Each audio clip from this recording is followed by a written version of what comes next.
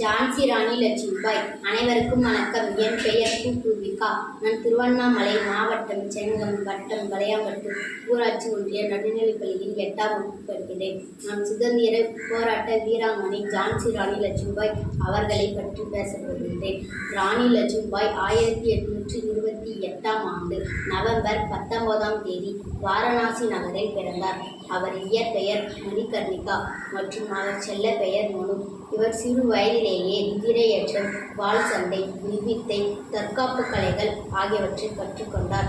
14 வயதில் ஜான்சி மகாராஜா கங்காதர் ராவுடன் 1842இல் திருமணம் நடந்தது.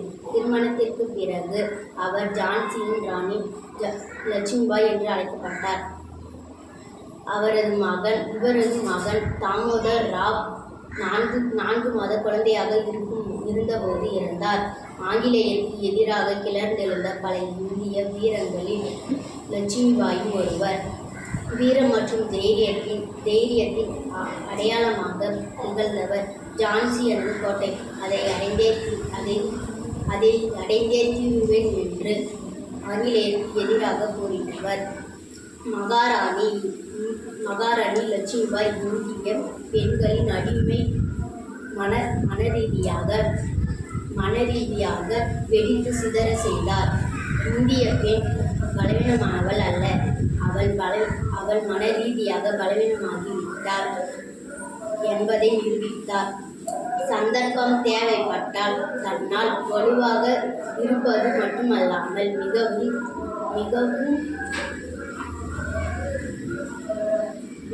மிகவும் தைரியமான நபராகவும் செயல்பட முடியும் என்பதை நிரூபித்தார். மகாராணி லட்சுமிபாய் இந்திய பெண்மையின் பெருமை மட்டுமல்லாமல் அவர் நம்மால் நினைவு கூறப்பட வேண்டிய சிறந்த பெண்மணியாக பெண்கள் போற்றி வணங்கப்பட வேண்டிய ஒரு வரலாற்று ஆளுமையின் மகுடம் சூட்டிய மகாராணி ஆவார். ஆங்கில கொள்ளையனை எதிர்த்து நேதாஜி சுபாஷ் சந்திர போஸ் பெண்கள் படை ஒன்றை உருவாக்கிய போது அதற்கு ஜான்சி ராணி படை என்று அழைக்கப்பட்டார்.